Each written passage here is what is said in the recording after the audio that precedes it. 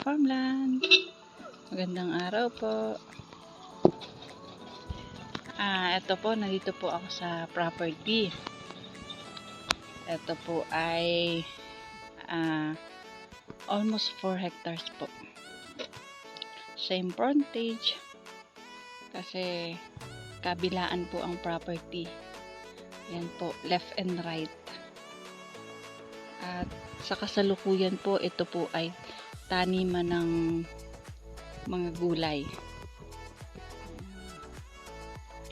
Tabing ilog po. Ayan. Taniman po yan ng mga gulay. So, ito po ay along the road. At may signal po ang cellphone, ang data. At ayan po ang linya ng kuryente. Ito po ay located dito sa Barangay San Antonio, Kalayaan, Laguna. At ang estimated frontage po nito ay nasa 300 meters po, more or less po yun. Yan po, itaniman ng talong.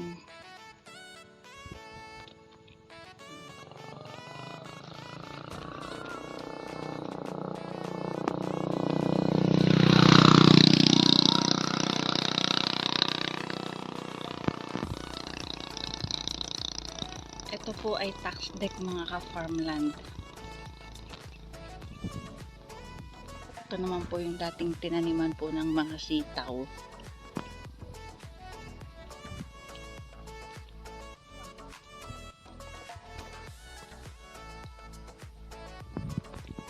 Ang ganda po nito kasi linis na.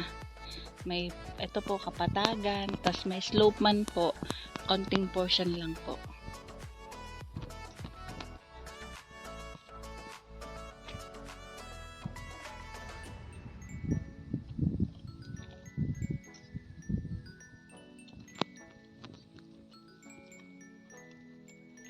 Ito po ay 200 per square meter, mga ka-farmland.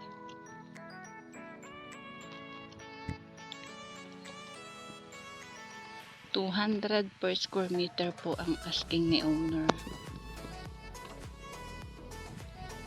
Yan naman po yung portion ng taniman ng sili.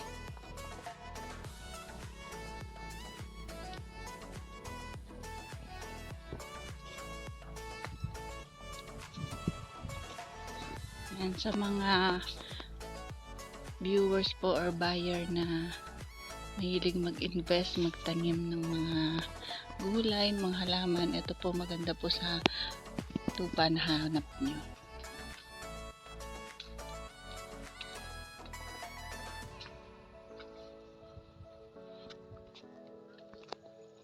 Yan. Kung gaano kalaki yung frontage ng kabila, ganun din sa kabila kasi po ang property ay nadaanan po ng kalsada sa gitna.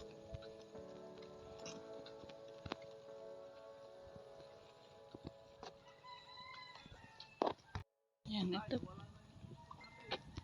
ito po yung yung part ng sitawan. Yun ang satellite ni engineer. Ayan po, ito po yung part ng talungan. Tapos yung kabila po, yun yung part ng ng upuhan. Panay upo ang tanim doon. So ito lang po, konting idea lang sa mga sa mga viewers. Pwedeng ganyan din yung gawin nyo kung sakaling magustuhan nyo tong property. Or pwede din naman po itong i-subdivide, or depende po sa makakabili ko anong gustong gawin dito sa property.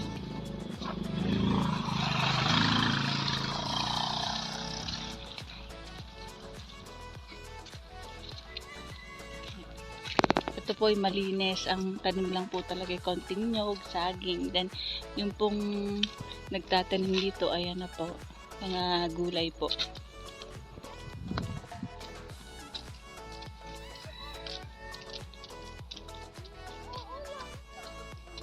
Kabilaan, mga ka-farmland ang property.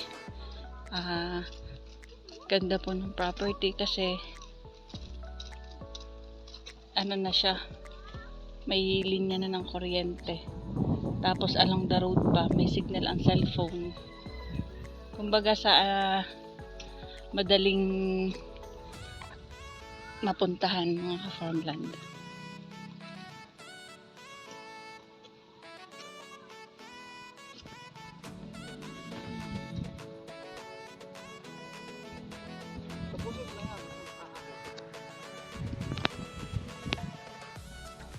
Yun, hanggang doon pa po mga ka-farmland ang property.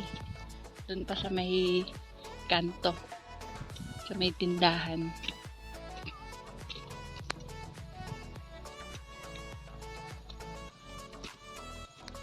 Para po sa mga interesadong buyer, alam niyo na po kung paano ko kukontakin.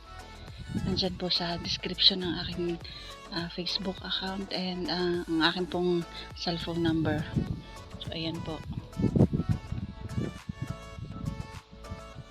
Kabilaan po ang lupa.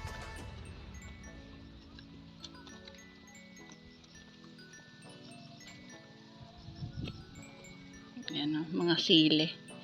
Ang tanim po nito ay niyog, tsaka konting fruit bearing. Yun lang po mga tanim. Tas patag na po mga ka-farmland. Malinis na po ang area.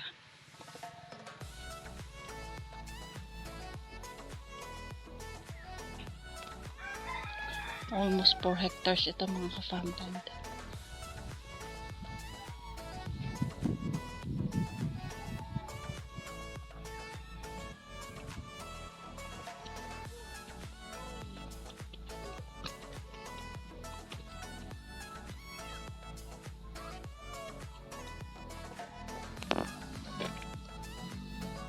Ayan po ang linya ng kuryente.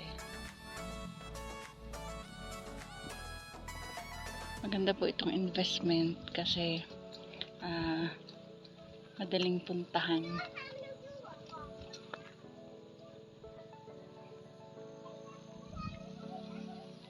Along the road lang ang property kaya po hindi po siya mahirap puntahan. Maganda po itong location, itong lugar kasi malamig po, malamig ang klima. Pag ganito pong bare months na po, taglamig na po dito mga ka-farmland.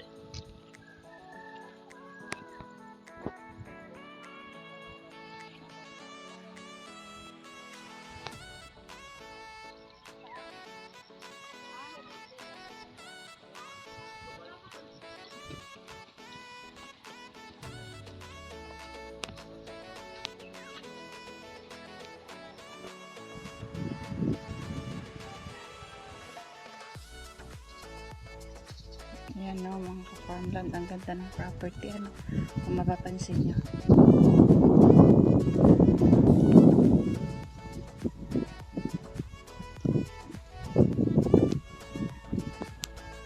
Sa mga interested buyer po, eto na po. Isa din sa maganda sa property na pwede nyo mabili.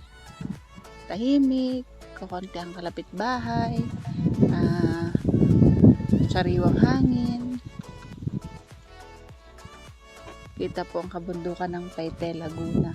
Soon makikita nyo dyan yung mga tower na naghahanay na dyan, yung windmill. Kasi kakabitan po ng windmill dyan. Tinatayuan na po yan.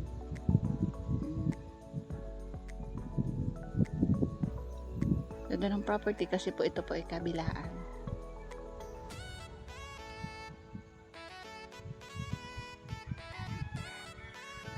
Flat and slope, pero bahagya lang naman po yung pagka-slope niya. Tapos may ilog, may kalapit na ilog.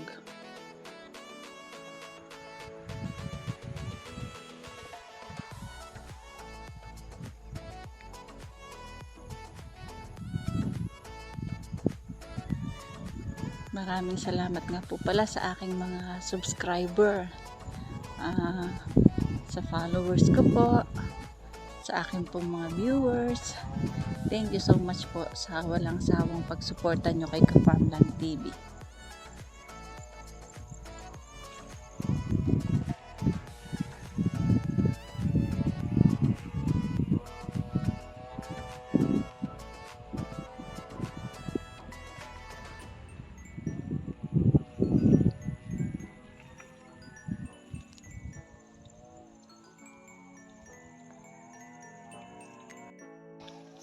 ka-farmland, tingnan nyo yung tanim nila.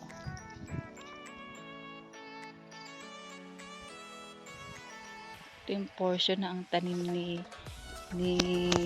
may-ari ay ano, siling panigang. Yun o, lawak.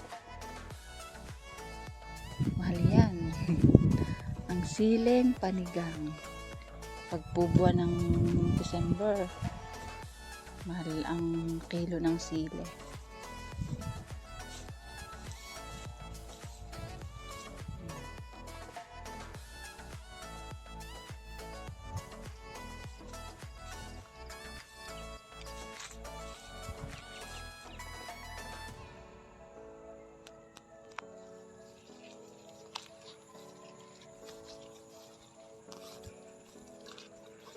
Ito po yung left side ng property. Papunta po dun sa may creek. Ito yung dati itong tanim niya ay sitaw.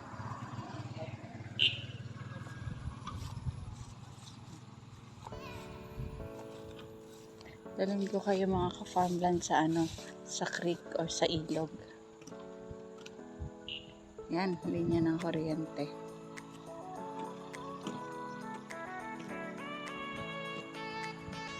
Ito yung talong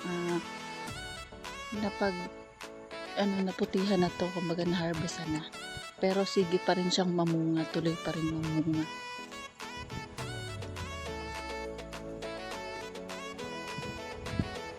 Yan o, poste ng kuryente. Punta tayo sa sa may creek.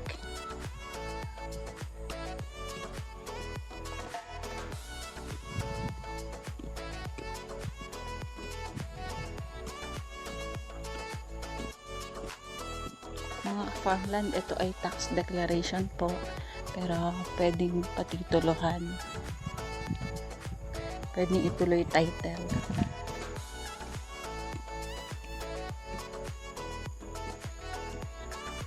Ganda dito kasi may linya po ng tubig, and then para sa gustong mga mag-farming nga, ito malapit.